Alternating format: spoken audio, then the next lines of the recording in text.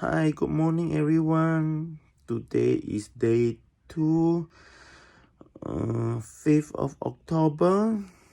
I have to wake up and do exercise again. Hopefully I can do it until every day. Okay, see you later.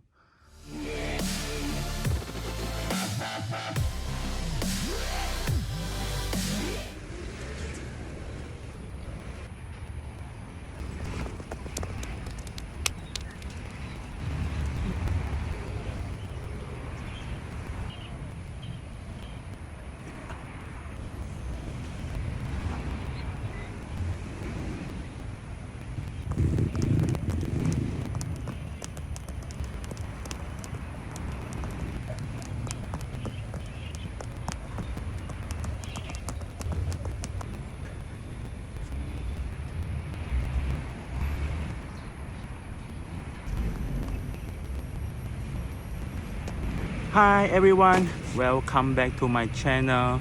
I know that I used Chinese during my previous video, then I will have some friends who will come to complain to me, say they can't understand. Okay, be fair, I will make English video as well.